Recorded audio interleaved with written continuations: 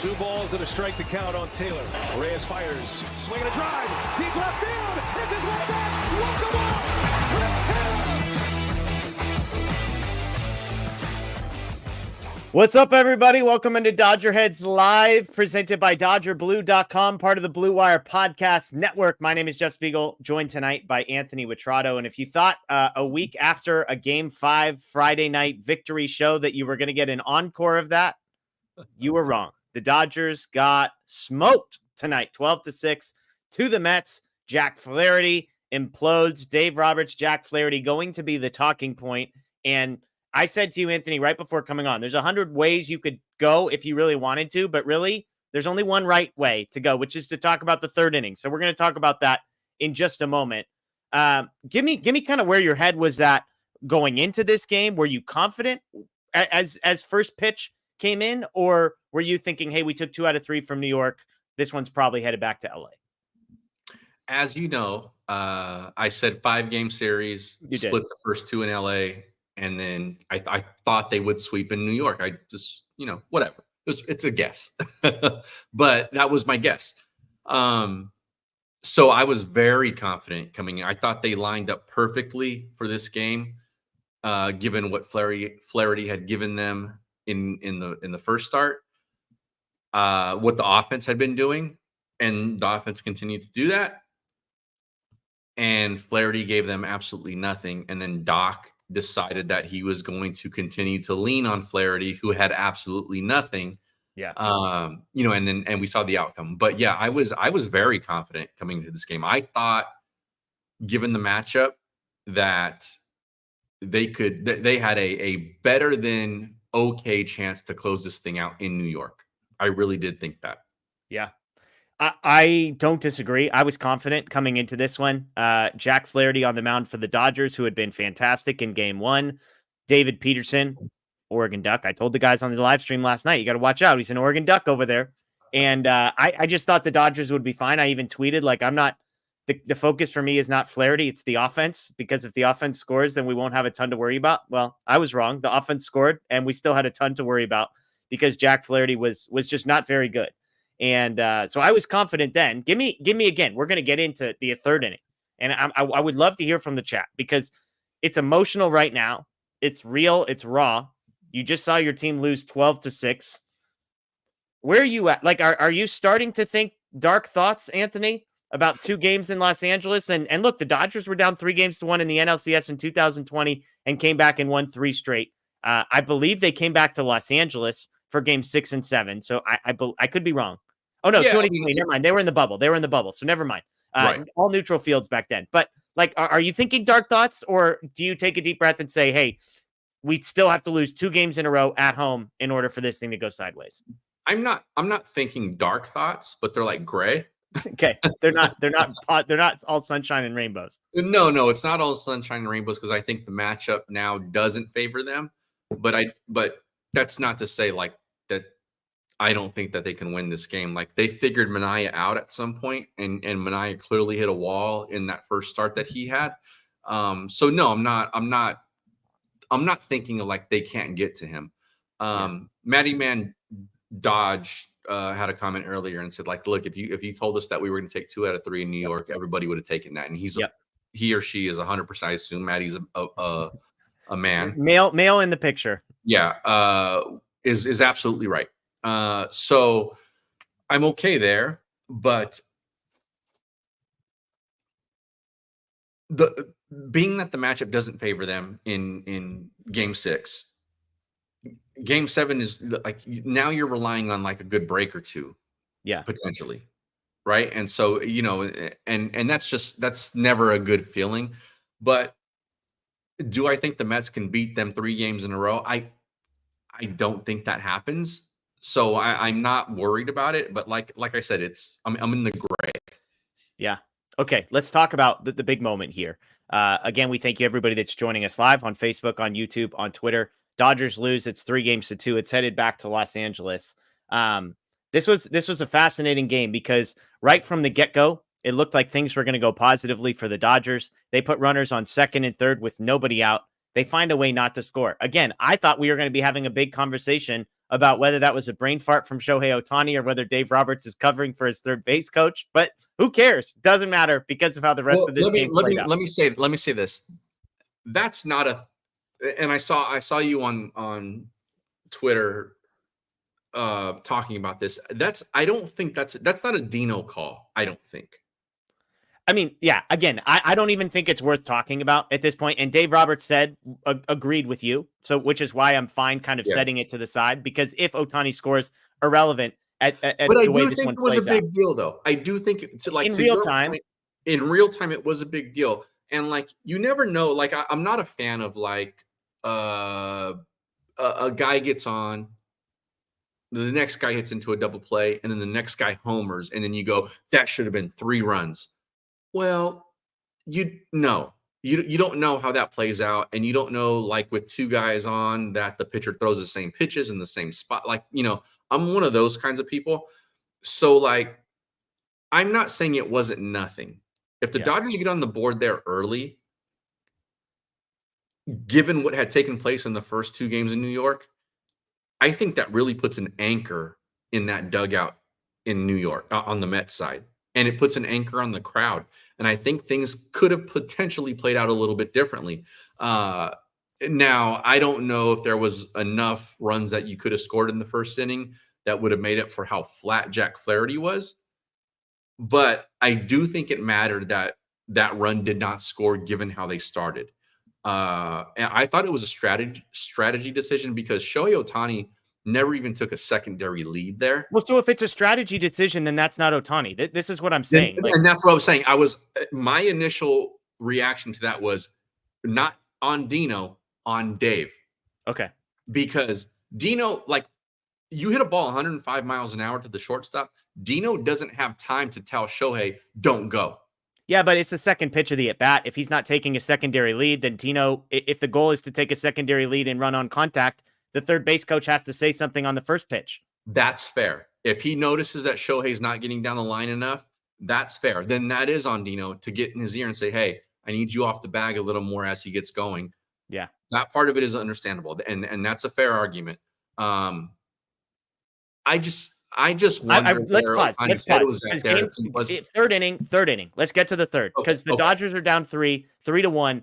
And this is why there's so many little moments, but ultimately I think the only conversation that people want to have and that's important to have is whether or not Jack Flaherty in the third inning was the right decision or the wrong decision. And here's what I'm going to ask people for permission to do. As a group, we're going to stack hands on something.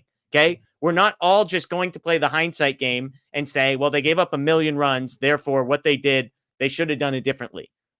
Because sometimes you can make the right decision and have the wrong outcome. Sometimes you make the wrong decision and have the wrong outcome. Absolutely. I'm not even leading with what I think they did was right or wrong. I'm just saying the easiest low-hanging fruit. If you want to go to a show that's just going to tell you Dave's an idiot because he gave up 1 million runs, then this isn't the show for you. Because I want us to think about and talk critically about whether or not there's an argument to be made if there's any justification for how Dave handled this. So the first 2 innings, Jack Flaherty is a total mess. They're down 3-0.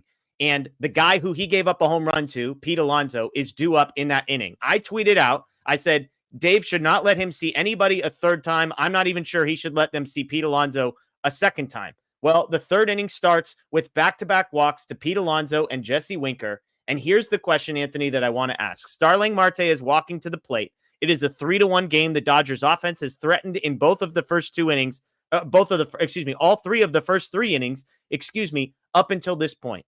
Is there any part of you that was okay with the decision that Dave Roberts made to leave Jack Flaherty in the game?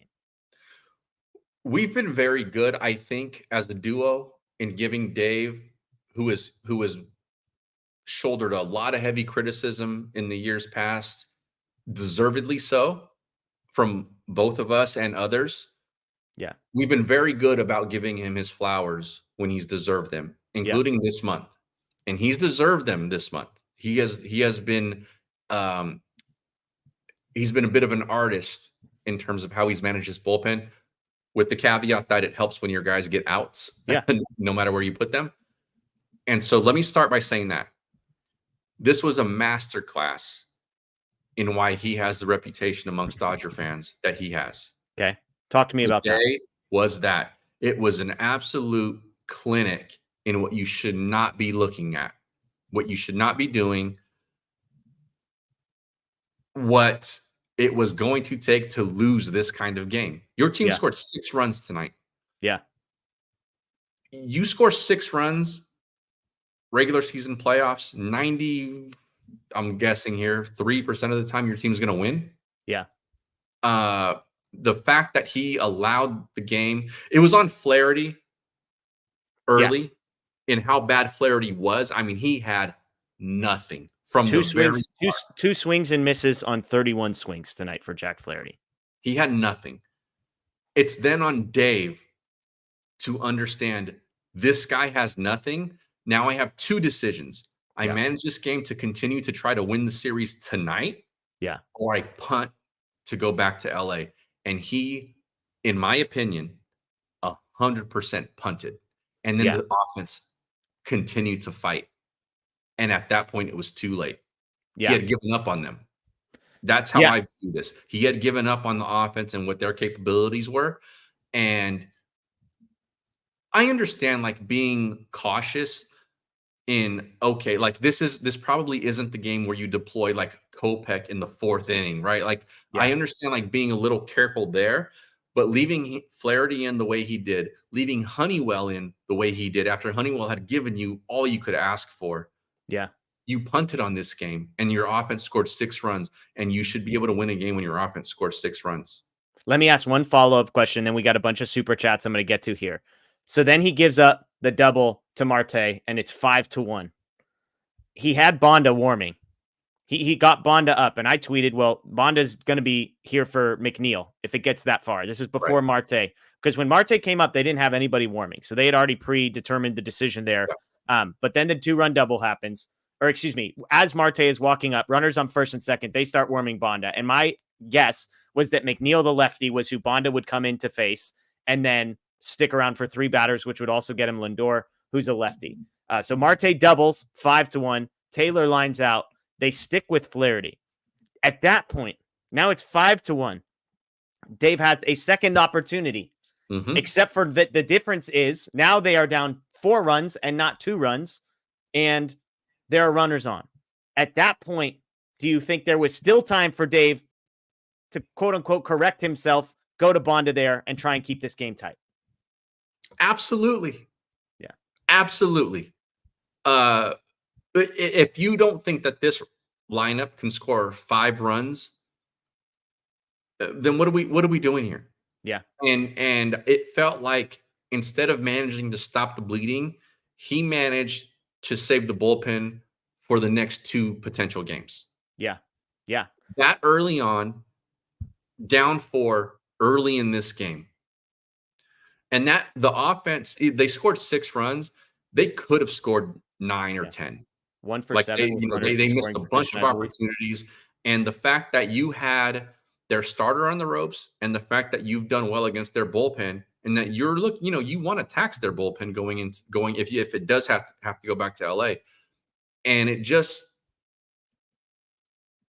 I'm very curious to, we're going to be on this show when he talks, but I'm very curious to see what he says and how he justifies the decisions that he made there, because this felt like a situation where he made a decision too quickly. Yeah.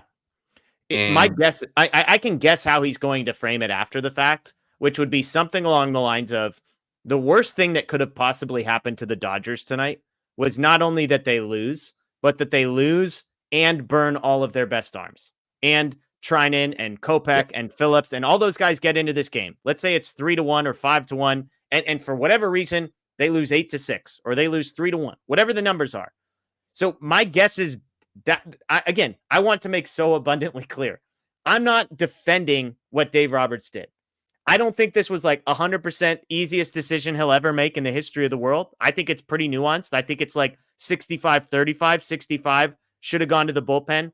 Like if you've been following me, don't take anything for granted. You're in game 5. I know you're up. I know you have 2 home games, yada, yada, yada, but like manage to win the game you're in because tomorrow's not promised or guaranteed at any point. Sure. And yet I also think there's a world where Dave is doing the calculus and saying, man, if we end up burning all of our good arms and those guys get hit a little and we still lose, Now we're looking at a bullpen game where guys have 1 day off and not 2, and there's extra look. So again, I just want to, I try and add nuance to the conversation because it's easy to point fingers and say smart and dumb when the reality is like not as smart as it could have been, I think is where I would have put Dave Roberts. If it were up to me, I tweeted it. I don't even know if Jack Flaherty starts the 3rd inning, and he's sure as heck not walking the first 2 batters and staying in a game that's 3-1.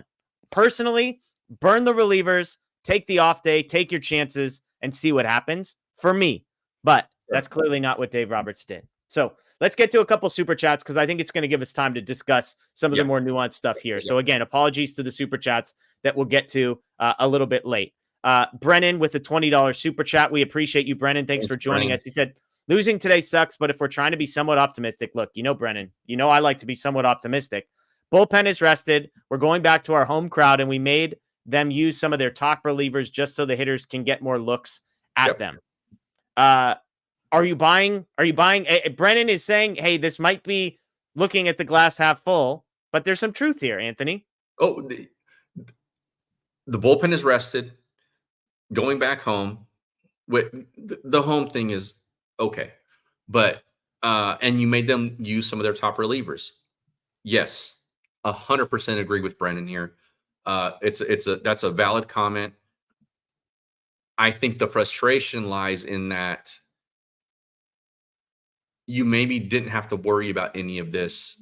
Yeah, had some of the decisions happen sooner than they did.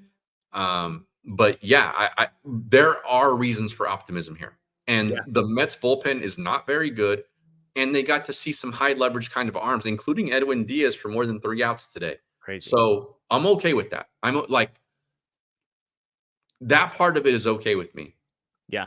Yeah. I think I wonder, Anthony, having never been in a professional locker room dugout, I wonder if the amount of panic that we have on the outside and sort of the negativity that can bleed to like, oh my gosh, game 6 bullpen game against Manaea, we're screwed. And then game 7, Buehler, we're screwed. If that's what it sounds like on the outside. But I wonder, Anthony, I'm hypothesizing here that there's a bunch of Dodgers who are going to put their head on a pillow tonight and they're going to say, there's no freaking way we're losing to these guys twice at home. Like, I just wonder if there's a calmness and a confidence within the locker room that doesn't exist outside of the locker room because they just think about these situations differently and say, yeah, bummer we lost today. Would have loved to have seen it. That was ugly in a lot of different ways. And yet we think we're the better team. We're going home 2 games. 5 days ago, we all thought bullpen game was the best starter that the Dodgers could possibly throw out there. So, there's some reason for optimism with the bullpen pitching well. It was only Landon Knack that got lit up in game 2. It wasn't the other guys. So I just wonder if inside the locker room, some of what Brennan is hinting at here, Anthony, is more reflective of what those guys are thinking rather than sort of the negativity. Oh, yeah. They're thinking we put up 6 runs against this team. Yeah. We're going to be absolutely fine. Like Jack didn't have it tonight. We'll go home. We'll finish this. And I guarantee you, if you walk down the plane, if you walk down the middle aisle of the plane tonight as they're flying home and you go, hey, do you think that Brendan Fraser, Brendan Fraser, jeez. Do you think Brazier can get through the first inning without giving up a run? Yes. Yes, I do. Yeah. And then you just go down the line in the bullpen. Right? I don't know that Brazier's going to start, but you go down the line in the bullpen and you go, do you think this guy can get you 3 outs before a run scores? And they're going to go, yep. And I think we can score 7 or 8 runs. Yeah. I'm going to get to Manaea. I've got thoughts on Manaea. And I think that's how they think. And so they're not worried about this. I can promise you we're more worried about it than they are. Yeah. And I think especially as an offense, they have reason to believe that because they're putting up numbers against this team. Yeah. Yeah. I'm with you. 300. Jack Flaherty gave them nothing. We left so many folks on base. That first inning was a big inning. Yeah. I mean, look, the Dodgers go 1 for 7 with runners in scoring position. They leave 9 guys on. To your point, when you score 6 runs on 9 hits and 5 walks, I mean, you put 14 guys on base and lose, score 6 times and lose. Yeah. It's tough. And the Dodgers squandered opportunities. We mentioned that first inning, whatever happened, Ohtani, Dino, Dave, whatever blame pie we want to divvy up there. They don't score with runners in second and third. And again, number one blame is in Teoscar Hernandez and Freddie Freeman and Tommy Edman, who can't get a freaking base hit with runners on second and third. That's okay. Okay. We're But reacting to a ground out. Don't ground out. Put the ball in the air to put the ball in the air like you're supposed to. it's not that easy, though. It's not that easy. It's not that easy. Like But they're not. I'm saying 3 guys with a chance of runners at second and third. Well, 2 of those guys smoked the ball. Yeah. And they hit it right at the guy. Yeah. On the ground, though. But that's the luck. Sure, but like the whole goal is to elevate there. I get that. I do get that. It's not that easy. Yeah. If it was, guys would hit 700 I hear what you're saying. of the time instead of hit 300 and fail 70% of the time. Yeah. And again, I like, yes, go 1 for 3 and that's good, right? But I'm just saying it's like when we're talking about Jack Flaherty and Dave Roberts, who's more to blame. It's like, let's not miss the forest for the trees. Jack Flaherty stunk tonight. Sure. Like, so yes, did Dave Roberts make a mistake as to when he went out and got him? Yes. What would have been way better than that is Jack Flaherty not get 2 swings and misses on 31 pitches, but and not have a fastball. Jack Flaherty's results were not luck-based. They were performance-based. Totally. Those 2 balls that Teo and Freddie hit were luck-based. Yeah, agree to disagree. I mean, Teo's been a mess, so like it's a bigger conversation on him. He's not been good. But if either of those balls are 3 feet, 2 feet to either side, yeah, they probably score both runs. Yeah. Again, I just think we're having different conversations. If guys do the job they're getting paid to. What the ball does off of the bat is far different, Jeff, than controlling what the ball does out of your hand. Yeah, fair. Again, to me, they had opportunities, they missed them, and I just want to make sure that we're identifying where that goes. So first inning's a big inning for the Dodgers. In the second, they score a run on a wild pitch. And then Mookie fouls out. This is as much as we disagreed ever, I think. It's true. And it's barely a disagreement. But the Dodgers had opportunities in the first and the second, and they failed. So we're with you on that one. Big Bob says, are we concerned with how much gas Jack has left in the tank? Velocity down 2+ miles an hour. Still believe we finished, but game 6 will be tough. Never easy. Last time out, they gave him an extra day. I saw some people in the chat saying short rest. He wasn't on short rest. He was on normal rest, which is pretty much short rest if you're a Dodgers pitcher, because it's only 4 days off in between instead of 5 days off in between. But yeah, it's hard not to be concerned. The fastball velocity was down. Look, the fastball velocity was down. So when he threw 7 innings, it was down to 92.6, which is almost a full mile an hour below his season average. It was another mile an hour and change tonight. So I think, to Bob's point, I mean, I'm not going to feel hyper confident if the Dodgers were to make the World Series and Jack Flaherty were to get the ball in game 1 or game 2. Like, I'm definitely not going to feel as confident in him then as I did going into today's game, Anthony. Yeah, I agree. And his velocity has dipped and come back since he's been a Dodger. So it's a really weird thing to see with him, and something that I think we're not used to because he hasn't been a Dodger for a long time, so we don't watch him every start. But I think it was more than velocity. Like, he could not control any of the pitches that he was throwing. And there were a whole bunch of very spinny, cement mixing kind of breaking balls that he threw today that got barreled up. Yeah. And we've seen, maybe not quite this bad, but we've seen not great Jack Flaherty, and it's not good. Yeah. And tonight was just absolutely, it was horrendous.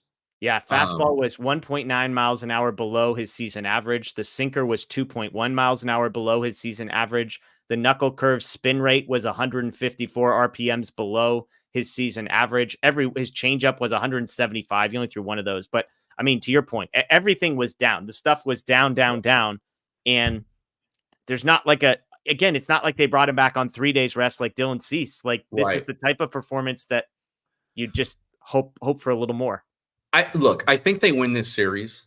I'm not so worried about that. I don't think the Mets can beat this offense 3 times in a row. Yeah. What I am concerned about is if this is health related with Flaherty, they're really in trouble. Yeah. Here's the only thing I would say to that.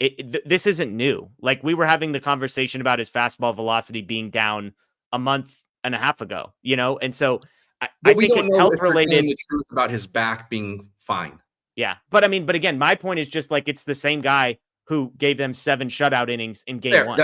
That's a very fair point. You're right. Like, so again, I think it's just, they're going to have to think about how they manage it. Like, I don't know if you throw them back out there on 4 days rest anymore, which is crazy when you get into this time of season, but these are the decisions the Dodgers are going to have to make.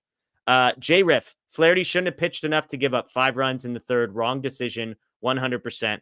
Anthony and I both agree with you. Cosign. Yeah, we both would have had him out right before, again, I tweeted that I wasn't sure he should go back out for the third at all. Understood. You did. I understood middle, bottom of the lineup. Hey, we'll see what we can do in that. I believe he was facing, let's see, was it 4, 5, and 6? I believe he was 4, 5, and 6 were the first 3 guys that he was facing. So it's like, all right, can you get a couple outs here? Maybe get to the bottom of the lineup and then buy yourself some time to go to a reliever once Lindor comes back up. But the first 2 walks is an immediate no-go from me. Yes. It's like, it's different if it's singles. Honestly, walks are the worst thing you could do there. He walks the first 2 guys. That would have been my move. I thought that Dave was trying to see what he still had in him. Yeah. He walks the first guy. Yeah. And like, that's when I was like, okay, he's done. And then you walk a second guy. You can't let him face the third there. And I thought that's where all the criticism should be heaped. And I think that might have been right when I tweeted, like, look, we've praised Dave throughout this postseason because he's deserved it. Yeah. Here's where the demons come back. Because, like, let's just face it. Yes, and I know there's a lot of people saying, well, it's Flaherty. It's Flaherty. It's Flaherty. Yes, he was bad. He should not have been given the opportunity to be worse. And he was. Yeah, absolutely. Stop the bleeding. I like the way Jay says it. Roberts took a gamble keeping Jack in. A lot of gambles have worked. This time the gamble backfired hard, but it was a bet with house money, in my opinion. Making the case of, hey, this is the type of thing that you can do when you're up 3-1 and on the road and you've got home games in 6 and 7. It's more that's the argument. And again, I don't think it's totally off base. It's really hard to stomach because the odds are it's going to play out the way that it played out, which is you get smacked in the face and we all feel really crappy about ourselves. And now we got to stew on this for 48 hours until game 6 on, on Sunday night. But to his point, Dave Roberts has made a bunch of gambles. You and I would say this is the biggest gamble he's made. And it came up ugly for him. This is a decision that there were lots of people that were questioning in real time. And and it backfired. And we said on our last show, like, he's pulled all the levers in the bullpen to this point, and they've been right. But if 1 or 2 guys doesn't do their job in those situations, he looks terrible. Yeah. Right. And like, that's a little harder to control though when you're asking the guy to get 3 outs, 4 max. Yeah. Versus like when you're trying to stretch your starter who clearly doesn't have it already. Yeah. Yeah. And look, what I find so compelling and interesting is that even as I read the chat, we've got people that say, hey, it didn't work. So be it. Game 6. It is what it is. Move on. And we've got other people think it's just the stupidest decision they've ever seen a baseball manager make. And that's kind of what I love about sports is that 2 people can watch the exact same thing happen. And one can say, we're up 3-1. They took a chance. It backfired. And the other person can say, this is dumb. The gamble makes less sense to me when your bullpen is fairly rested because you've been blowing teams out in the wins and you got blown out in their loss and you have a day off the next day. And you have the only guy basically who's shut you down in this series coming up next. Yeah. Yeah, I mean, I Trinan pitched in 2 games in a row, so he wasn't going to be available tonight, presumably. I can promise you if the game was 3-2 in the 8th inning and the Dodgers were winning or losing, Trinan was available. I agree with you, but I think this is part of the calculus. Like in a game like this, where you're down 5-1, do you really want to set yourself up for a situation where Trinan might be pitching a 3rd day in a row? But Jeff, we're not asking Trinan to come in and relieve Flaherty. We're asking you to give Trinan the open window, maybe in the 6th inning. And I think leaving Flaherty in there obliterated any chance that you had for your offense to like pull you back into this game. Yeah.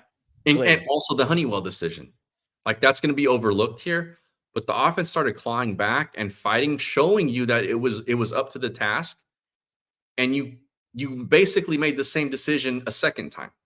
So at 10-5, 10-6, you would have taken Honeywell out and gone to somebody else. That would be going into the bottom of the 6th. Yes. Okay.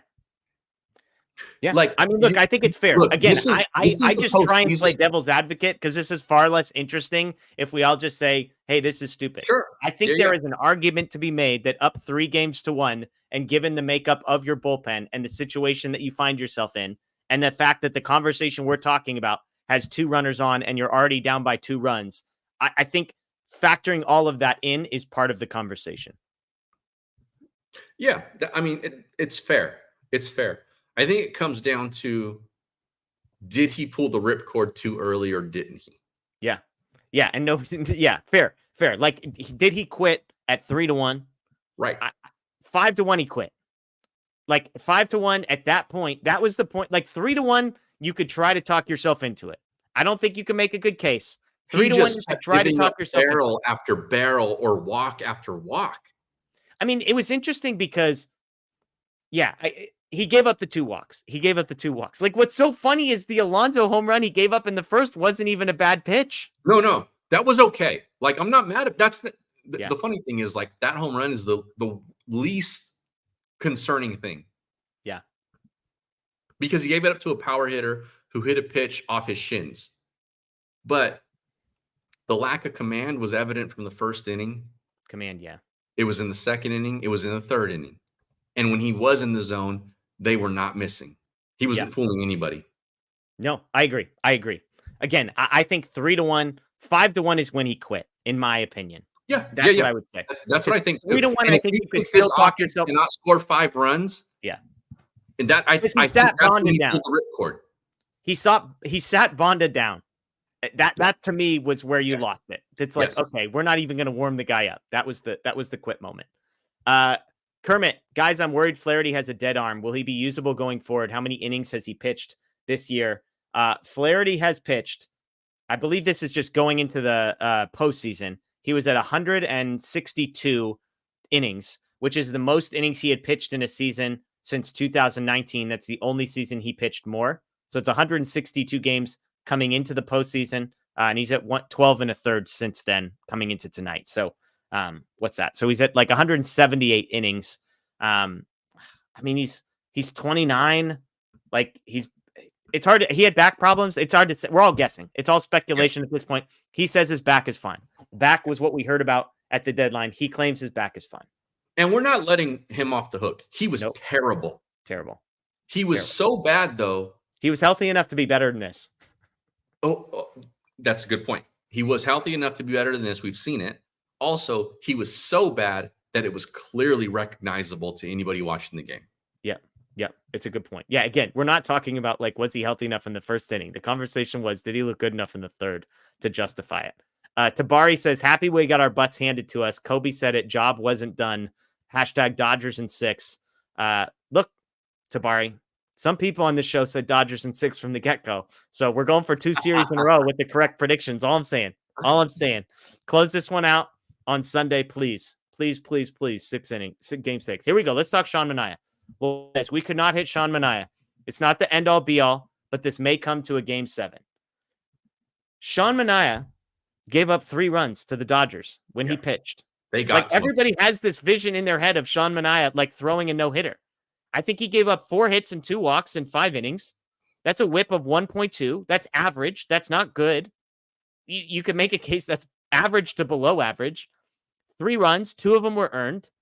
Like, Jack Flaherty 5 days ago gave 7 innings, 2 hits, shutout ball.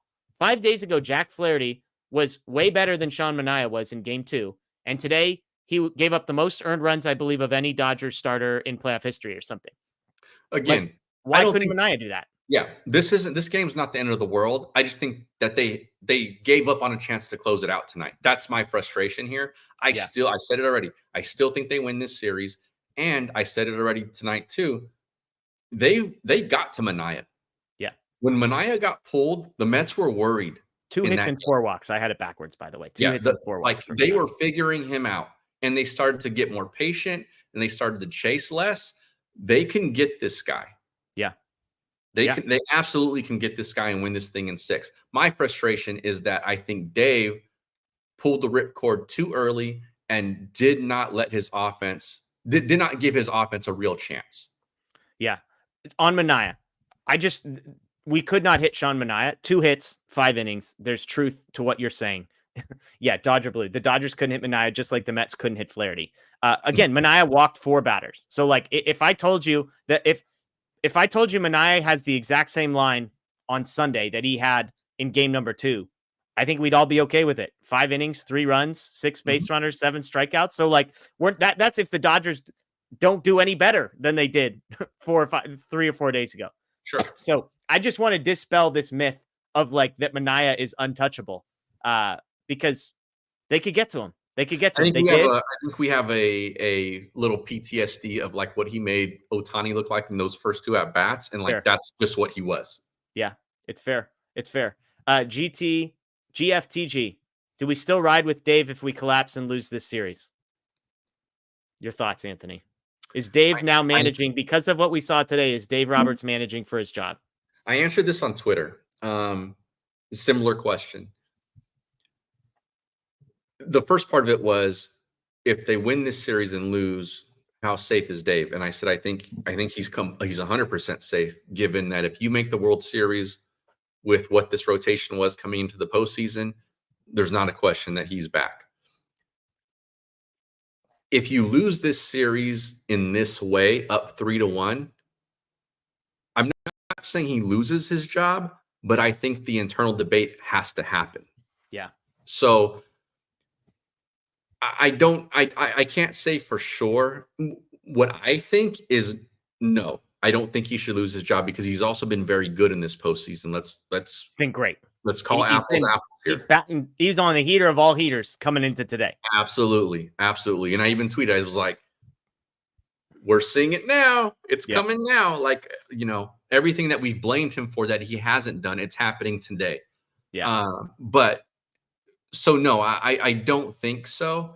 But I think if he loses this 3-1 lead to a team that they're clearly better than, the internal debate happens. Yeah. And then the follow-up to the question that I was having on social media was, what about an extension? And I said, that's definitely on hold if they don't win this series.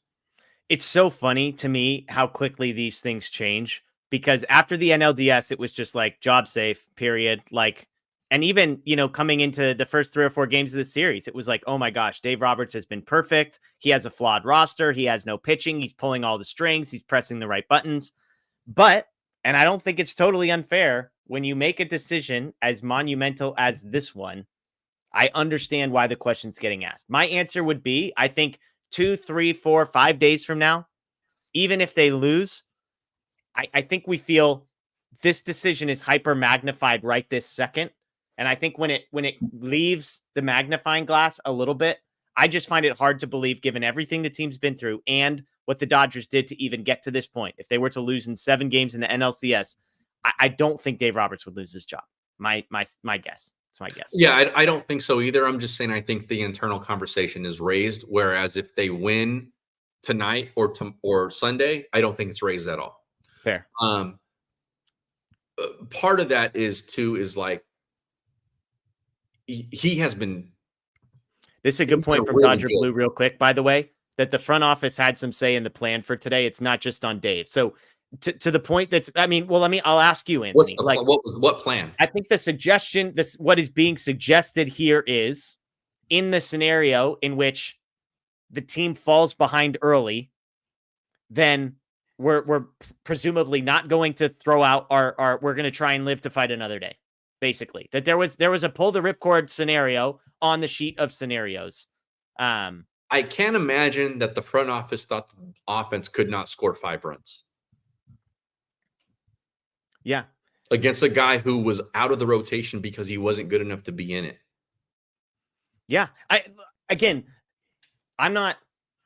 bullpen would have had to be, if it's 5-1 and for the team to win in the third inning. But for the team to win, even if they score 6 runs, the bullpen has to give you 7 consecutive shutout innings. You're relying on them to give you just about that then on Sunday. Yeah, agree to disagree. I think if the Dodgers give up 4 runs in 9 innings in a bullpen game, I think they'll take their chances. Is my guess. I'll tell you what, Jeff. If they would have given up 3 runs tonight, if they take Flaherty out and the bullpen gives up 3 runs, they didn't have to be perfect. This game goes down to the 9th inning with some leverage in it. Yeah, could. Yeah, again. I don't think anyone's asking for perfect. I just think they were asking, give them a chance. Yeah. Again, I think the point that was being made in that comment from Matt or Blake or whoever's running the account is that Dave Roberts probably wasn't acting alone. There were probably some scenarios mapped out. These guys don't just sit around all day playing cards and then show up and, you're not suggesting this, but they don't just show up and say like, okay, well, hey, shoot, what do we do now? We're down 3-1 and Flaherty's in trouble. I think we need more context to that, to the comment from I'll give you the context. I think what the comment, if I were to make this comment, because I don't disagree with it, is that Dave Roberts, Andrew Friedman, Brandon Gomes, whoever's in those conversations is sitting down and saying, okay, let's look who's available today, who's pitched the last day, who pitched the last 2 days, how many pitches, where are we at in the series? How are we feeling about game 6, game 7? And they're mapping things out. Okay, if we go up early, like what are my cues for when I get aggressive and we start going Kopech, Trine, and Phillips and just trying to get outs? What are my cues for live to fight another day? Like, I just think it would be naive to think those conversations aren't happening beforehand. And so while they might have said, hey, you pulled the ripcord too early or too late, there was clearly a pull the ripcord option on the play sheet, if you will. I find it very interesting, and Dodger Blue gave us some context there.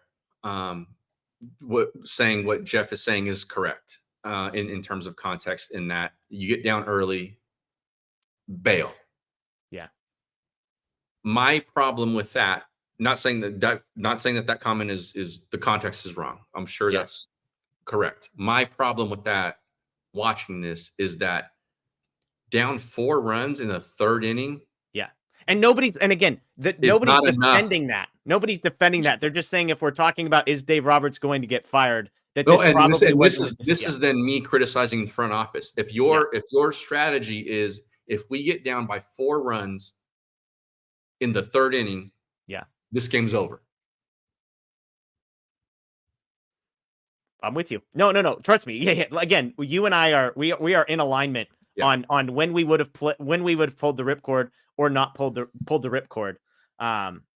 So at that point, the Dodgers make that decision again. The white flag was raised down 5-1 when the reliever that they had warming sat down and did not come in to face the lefty. And from that point forward, you had single, triple, single, all of which scored runs and took a 5-1 game and made it 8-1 by the time that inning ended. So there we go. Some more super chats to get to here.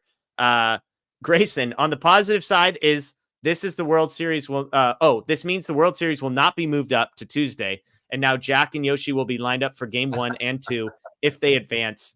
Grayson, first of all, I love the optimism. Yeah. Are we presuming Jack Flaherty pitching in game 1 or 2 of the World Series is a good thing? It sounds like it under this scenario.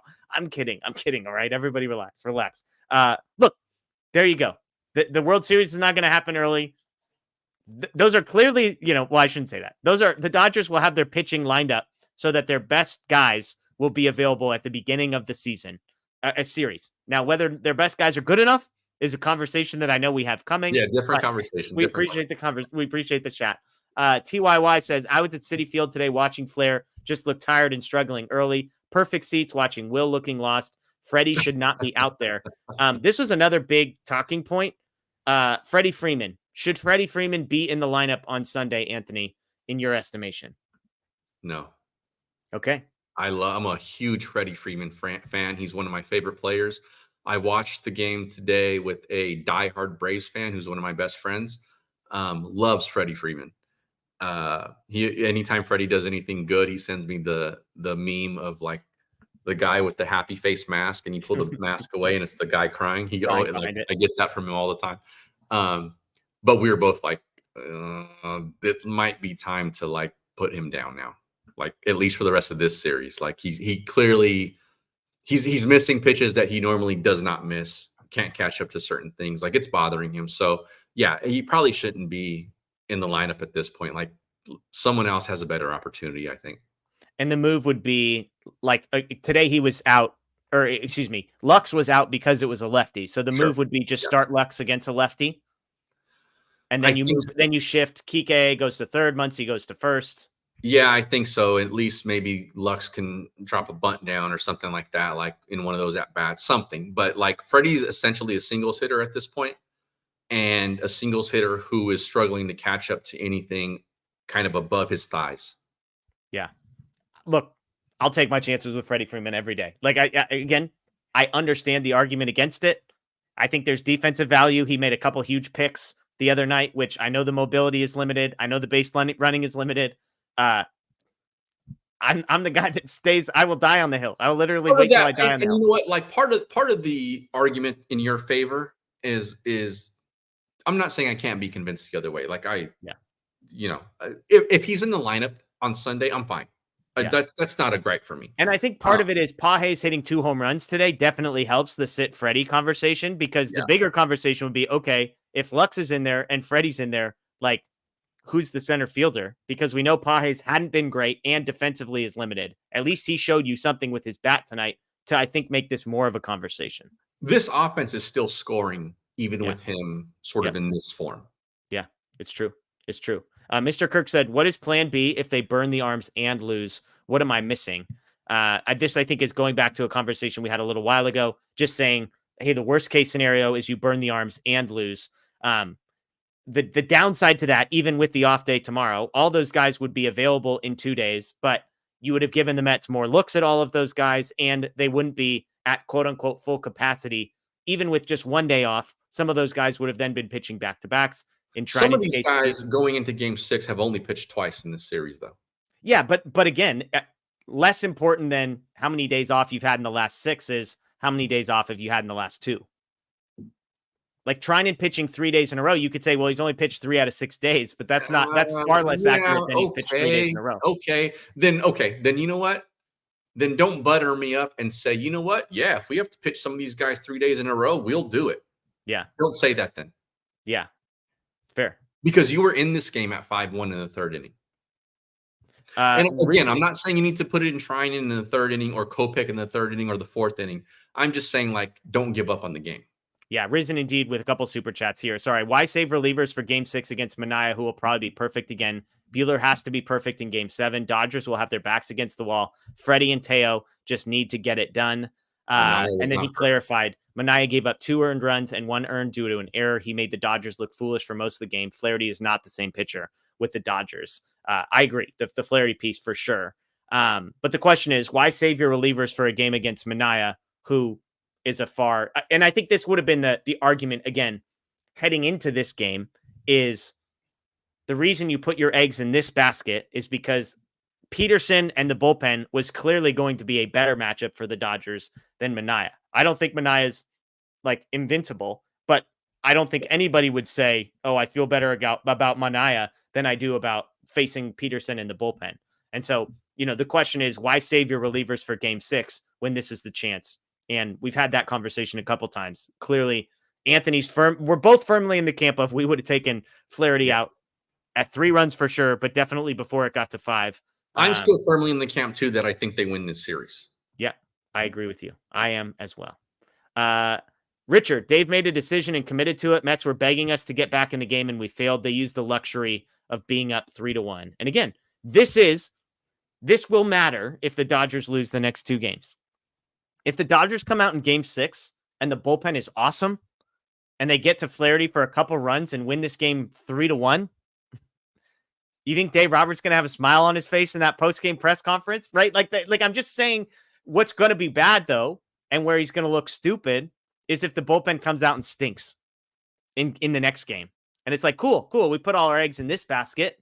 And how did that work out for us, Dave? What if they're awful Sunday?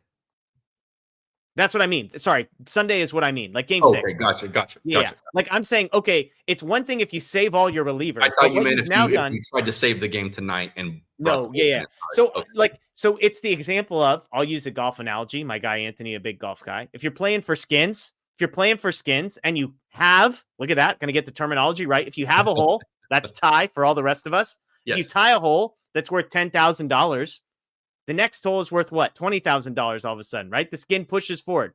Right. Dave pushed the skin forward. Game 6 now counts double for Dave Roberts, basically, because he said, I'm going to take all my chips that I could have played in game 5, and I'm going to put all of them on the table in game 6. If you win, that's great. You win the series. That's all that matters. But if you lose is when you're going to look dumb, because then people are going to say, so not only did you burn the not burn the relievers in game 5, not give us a chance in game 5, but the reason you didn't give us a chance in game 5 was because you felt confident enough in game 6, and then we lost that too. So that's the ultimate. Like, it's either going to be a Dave Robert smug smile after game 6 where he says, hey, saving my relievers seemed to work out okay for today. Or he gets some hard questions about, hey, Dave, didn't you saved your relievers for this? You punted on game 5 so that you would give yourself a chance in game 6. And that didn't work out too well. Can you explain that to us? Right? Like, I feel like one of those two things is what we're going to hear post game in game 6, right? Am I making any sense here, Anthony? Yeah, absolutely. Yeah, absolutely. I agree. All right. Some more super chats here. Again, thank you for all these super chats. Grayson says, is it safe to already look towards game 7? No, we're winning in 6, baby. Bullpen game. I said before the series, Anthony, bullpen game was the best starter the Dodgers had. Let's go. Let's go. It better be now. They're rested. Yeah. I mean, Grayson, great picture, by the way. There we go. There we go. Lucas says Dodgers 39 strikeouts through 4 games, 0 today. Hashtag suspicious. Did the Dodgers pitchers get 0 strikeouts today? Is that real? I mean, I know Flaherty had 0. Oh my gosh, that's crazy. There you go. I mean, I don't think there's 0 strikeouts. The Mets did not strike out tonight? No strikeouts. Yeah. Geez. Flaherty 3 innings, no strikeouts. Honeywell 4 2/3, no strikeouts. Bonda 1 out, no strikeouts. I wonder what their swing and miss was. No wonder they scored 12 runs. Yeah, it helps. It helps when you do that, huh? Because I mentioned, so Flaherty had 2 whiffs on 31 swings. Honeywell had 8 whiffs on 38 swings. Bonda had 1 whiff on 2 swings. So there you go. No strikeouts. That's crazy. Stockton says, if we gag, is corny Dave Roberts gone? We kind of discussed that. If the Dodgers lose in the NLCS, is he gone? We both say no, but Anthony would say there are more serious conversations happening and maybe a less of a long-term commitment to Dave Roberts that comes. Yeah. 818 says Teo hasn't hit since agent made that dumb post. I must have missed the context on this. Did Teo's agent do something stupid, Anthony? No, I don't think it was stupid. I thought it was like, this was the thing about like talking about we took our bet on ourselves, that kind of thing. Right? Yes. Got it. I thought it was a good post. I liked it. Yeah, I guess it's bad. It to this point, it doesn't look so great when your guy follows it up by going right now. You know what? If the other team was up and the series ended tonight and the Dodgers lost, Teo would still get paid. So that tweet is still right. It's true. It's not about being right, Anthony. It's about looking good. True. Teoscar Hernandez, how many hits do you think he has in the NLCS? 0. Yes. 0 for, what is that? 18? Yeah, 0 for 18 with 6 walks, to be fair. Yes. Yeah. And 7 strikeouts, I believe, unless he had more tonight. 1 more walk. So 7 walks. But yeah, that's rough. Let's see.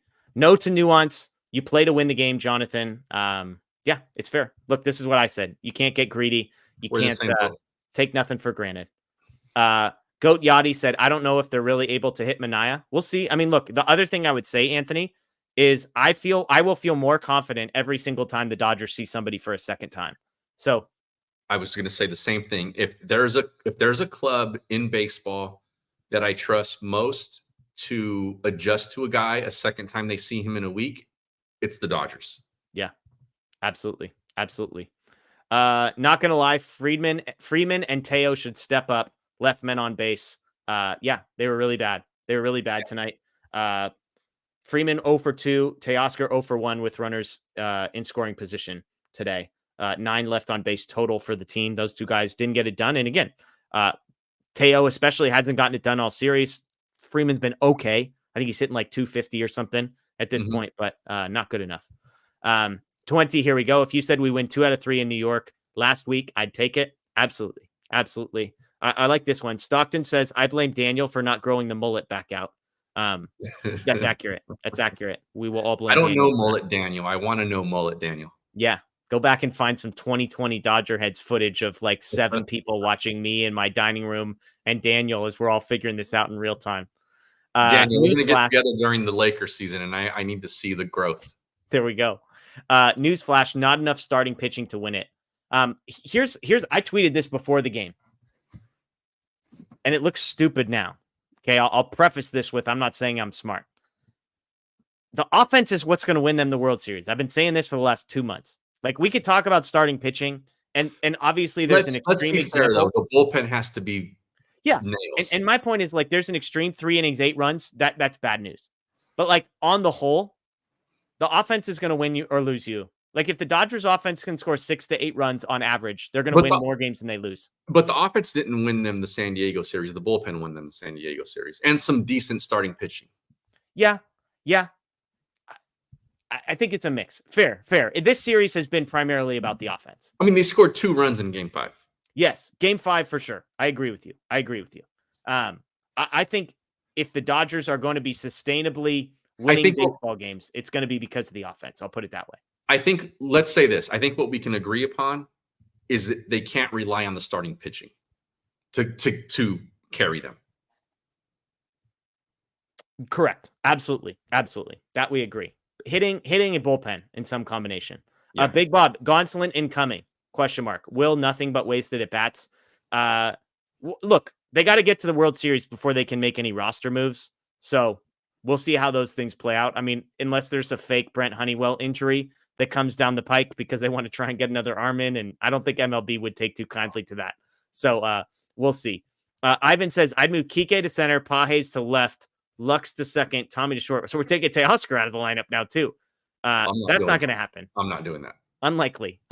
But I think you're onto something. Again, if we start moving Freddie Freeman off, he would be the guy. But it's worth saying this about Lux, by the way. It's possible he's way more banged up than we know. Like, it's possible that the reason he's not in these games is because there's more to the injury than the Dodgers are actually letting on, which would Maybe be so. Yeah, it's not like they're not known for that. Yeah. But yeah, and it's possible they're looking at Freddie and Gavin Lux and saying, we got 2 guys who are both highly compromised. One guy plays second base, the other guy plays third base. And oh, by the way, we can't really afford to have both of them out of the lineup because one of them out of the lineup means Andy Pages. 2 of them out of the lineup means Chris Taylor or Kevin Kiermaier. And nobody wants to see that. Yeah. Let's hope today Pages actually found something aside from like just some batted ball luck. Yeah. And he starts to come around because when he's hot, he can get very hot. Yeah, 3 for 4 with 2 home runs for Pages. Jay wants to know, does Dave get less flack if we lose 12-2, Anthony? That's a good question, Jay. He gets less flack, but I don't think it disappears because it was early enough that the team was still in the game. Yeah. When he decided to kind of quote unquote quit on it. Yeah. Again, I agree with exactly what he said. The fact that they scored 6 runs and Dave quit at 5 is just never going to be a good look. Never going to be a good look. Ivan says, love the fire from you both tonight. Thank you. We appreciate it. Thank you, Ivan. The fire is to prevent us from crying, Ivan. So we're not crying here.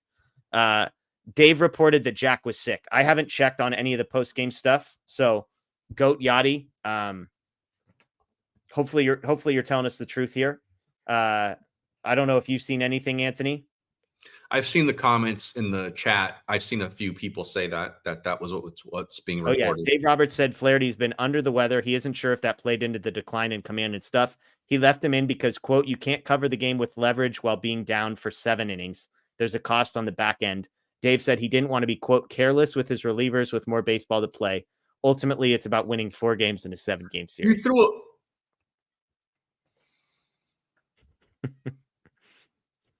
You don't like that. You threw a bullpen game against San Diego. You threw a bullpen game in Game 2. Well, he's saying, I know I've got another bullpen game coming. He wasn't trying to throw 2 bullpen games in a row. No, I get that. And from behind. He made the point while being down for 7 innings. Look, I would have been okay. Part of the reason he was down for 7 innings was because he left Flaherty in. Yeah, but fair. Yeah, like that comment is results based. Yep. not process-based. I don't think we were asking, again, for Kopech or Trinan or Phillips to come in the third or fourth inning. Like, give us somebody who just might have been better, Kasparius or you want Landon Mack in that spot? Let's not go there. But somebody would have been better than Flaherty. Yeah. Yeah. And maybe that person could have given you 6 or 7 or 8 outs. And it's not that true bullpen game that he's defending there. That pisses me off. I'm sorry. That feels like he's it'll piss you off more to hear me say I don't hate it. His point is the goal is to win 4 games in a 7-game series. I understand that, but nothing's guaranteed. I agree. We thought coming in, but he would say the same thing to you, is if I pull Flaherty and burn guys, nothing's guaranteed there either. Agreed. But then now you're saying also then what you think is, because this is what we thought about Flaherty, that he was going to be nails. Like everyone thought that given his first start. Yeah. Now we're saying we think the bullpen is going to give us the same kind of bullpen action they gave us against San Diego, not against New York. Yeah. Yeah. Well, I mean, look, the bullpen was going to be relied upon at some point. I think he said, this is what you would say if you were taking the somewhat logical, reasonable approach that you and I disagree with, not the approach that we would take. Yep. But he is clearly articulating the alternative viewpoint, which is we weren't going to try and cover this game in high leverage for 7 innings, knowing we have another bullpen game in 2 days, and we lost the battle so that we could win the war. The goal is not to necessarily finish the series right this second. The goal is to make it to the World Series. And if we get there on Sunday because we give up a little tonight, then we're going to be there. That's the case he's making, and you and I disagree with it. And I understand that, and that's a fair case. That's a fair case. And there are parts of that I do agree with. I think the thing that we're losing here, and that maybe Dave is being a little disingenuous about, that argument I think is in bad faith. And that's why I'm a little Why do you say that? Because I would say it's not in bad faith in the sense that he behaved as if this is true. Because the point when he should have made the move was not 5-1. 5-1 was the result. He should have made the move before that, when it was clear to everybody still, and the lead was 2 or 3 runs. Yeah, I mean, 5-1. I think at 5-1, 4-run lead was the result of being like, isn't it clearly obvious now? Yeah. Before that, you pull the guy, and I understand that, but then you still give your guys a chance to win the game. And if you win that game, you don't have to have a bullpen game on Sunday. Yeah. Yeah. And again, I think he warmed up Bonda, and you could have made a case to bring Bonda in, but Bonda would not have come in until it was already 5-1. And so I think 3-1 is when you and I would have pulled him. But and I think there was a closer to 50-50. I think there's a closer to 50-50 argument to be made as to whether or not Flaherty gets a couple more batters there until you get to the lefty. You walk that first guy. Yeah. Again, I agree with you. I'm just saying. I know you are. I know, and I know you're playing devil's advocate, and you're being a fantastic host tonight. Because I'm hot. I believe it. Hey, I get it. I get it. And I think you are representing the people in the chat, some of the people in the chat well. And so I think that's what we're shooting for here. And I think that you try to stretch him and you try to milk as much as you can because you know you don't want to tax that pen. And I understood that. And I understood with and I saw your tweet. Do you let him go back out?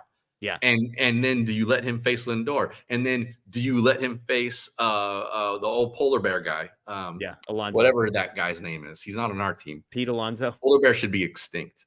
But you were saying the things that I was thinking, and I think a lot of people were thinking, Jeff. Right. And I think when he walked that first guy, common sense told you, okay, we tried. He doesn't have it. And now that the thing that comes out that he may have been under the weather does not give. It's not an excuse for Flaherty. It's an indictment of Dave. I agree with you. You knew that. Then you more of a reason to pull him early. You knew you shouldn't have stretched him. Yeah, more of a reason to pull him early. I agree with you entirely on that. 8181 says Dodgers have lost both day games. Just saying. So we got night games coming up. It was not really a day game though. I mean, 2 o'clock on the West Coast. It was a 5 p.m. start in New York. These are California boys, Anthony. You don't just become. You don't get to just because the clock next to you says 5 doesn't mean your body's saying 5. This said 2 o'clock on the body clock. All right. Hawaiian Kira says, flowers to you two for putting perspective on not just the game, but the series. Thank you. We appreciate it. Hawaiian Kira. Hopefully we got more series to talk about after this. Wirelock says the Mets will win in 7. They've been the hottest team in baseball. This is what they do. Win when their back is against the wall. Subway Series loading. I've joked about this before. The Mets are the hottest team in baseball. Against the Phillies. The Mets have been the hottest team in baseball since June 1st. The Dodgers have been the hottest team in baseball since August 1st. August 1st. Yep. So technically the Dodgers are the hottest team in baseball. So we appreciate the super chat though. I like this one, Jonathan. Sorry. Maddie Man says the game was over by the time the sun set on the West Coast. So. Yeah, true. Jonathan says fan base that hates the Dodgers the most. Dodgers fans. Yeah, that's probably fair. I think that's every team in every sport though. I think it might feel that way because we're Lakers fans and we're Dodgers fans. Fair. I'll tell you, my Mariners buddies would not have the same experience as Dodgers, Lakers fans. I stand corrected. That's a very good point. Jonathan, you're right. Page's hot. Freddie's ankle should decide it. Dave Roberts, by the way, asked about Freddie Freeman, said he might not play in game 6. They're going to have a conversation. Quote, his swing is not right, and I'm certain it's the ankle. So people that are wondering. He does not look right. Yeah. JD, how would you feel if Dave used the high leverage guys and we lost this game today? Then what's the plan for game 6 at home? We kind of discussed this earlier. The plan would be the same. It's an off day. You would just have guys that, according to some, would be maybe less of their full potential selves than they would have been if given tonight off. So I think part of it too is that like you would have tried to give your team a chance to win this game. And I think the way it played out today, it feels like he sort of gave up on winning this game in the 3rd inning. Yeah. JD says, damned if you do, damned if you don't. Yes. Possible. Again, because the thing is like, I think the reason I sort of agree. We defended putting Knack in game 2. Yeah. So it's not like we're both arguing process over results here. Yeah. I think the point is nothing is guaranteed, right? So if Dave Roberts comes to us and says, Anthony and Jeff, should I send Flaherty back out for the 3rd inning? And we say, I'm not really sure about it. Let's just keep the tightest leash, have someone warming. Walks the first guy. We're like, hey, Dave, go get him. Yeah. Even if he does that, there's no guarantee that the Dodgers win this game. Of course. And so that's where it's like, there's not a silver bullet. Do you and I think that the odds of them winning would have been higher? Yes. Does hindsight tell us that we have decent reason to believe that? Yes, of course it does. However, that's where I think there's some element of they could have pulled all the right strings. You said this at the beginning. Dave Roberts has been getting a lot of credit because when he pulls the strings, the guys he puts in those situations have made the right decisions. If he leaves Jack Flaherty after 2 walks and Flaherty gets a ground out, a double play, and a pop fly, it's like, man, kudos to Dave. He got 2 extra innings out of Jack Flaherty. Like, things worked out. We didn't think that was likely to happen. It definitely, our fears were confirmed by all of this. But I think if I'm assuming the best about this comment and believing the parts of it that I would agree with, it's they could have done everything quote unquote right and still lost this game. Even if we would argue it would have given them a better chance to win, even if it didn't guarantee it. Yeah. Jose says it's the Pepio situation again, playing for game 6 instead of winning now. I think it's different when you're ahead in a series versus when you're behind in a series, because like the Mets, there was a question of like, oh, are they going to try and pitch Manaea on short rest? But it's like, well, if you're the Mets, you need to win 3 games. So like biting, what is it? Spiting your nose to save your face, or I don't know, whatever that stupid phrase is. But basically like cutting off your nose to spite your face. Thank you. So it's like, oh, cool. They could have quote unquote given themselves a better chance by pitching Manaea today. But then even if you burn Manaea, you still need to win game 6 and game 7. So I think it's different to compare situations when you're playing from behind versus playing from ahead. The Dodgers made decisions as the team up 3-1 today. Kevin says, if it goes 7, the Mets pull it out. SMH. Look, if you get to a game 7, everything's on the table. Anthony, if we get to game 7 and Walker Buehler's the starting pitcher against who would it be would it be Severino? Probably, right? Probably just a rematch of game 3.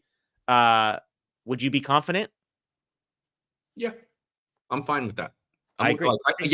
I don't think the Mets can beat this team 3 times in a row. Yeah. And I like what Walker Buehler has given so far. I would trust that they could win in Game 7. Yeah. 818 says, why announce our pitching and Freddie moves now?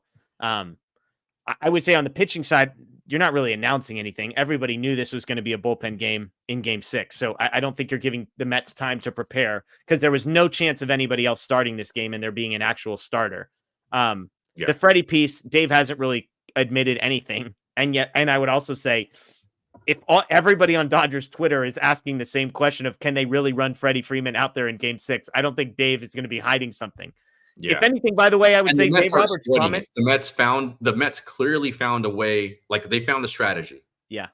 And Dave has said things about the lineup that 24 hours were not true. So whatever Dave says today, he said, hey, we're not going to mess with the lineup at all. Yeah. And then Tommy Edmonds batting cleanup. So, for what it's worth. Che says Mets were destined to win Game 5. Jack Knack Part 2. There you go.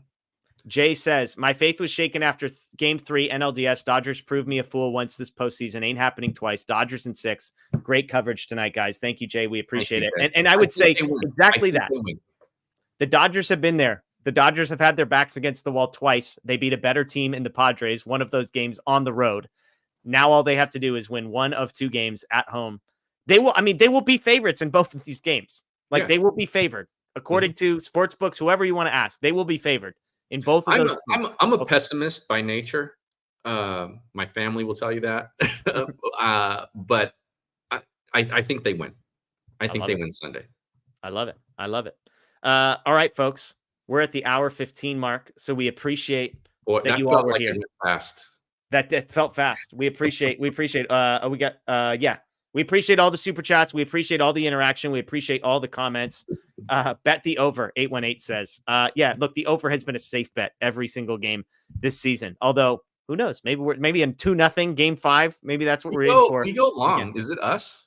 Yeah. Well, I think we had a ton of interaction, ton of super chats. Another one. Nobody thought the Dodgers would lose in 18, 19, 21, 22, and 23, and they did. What is different this year?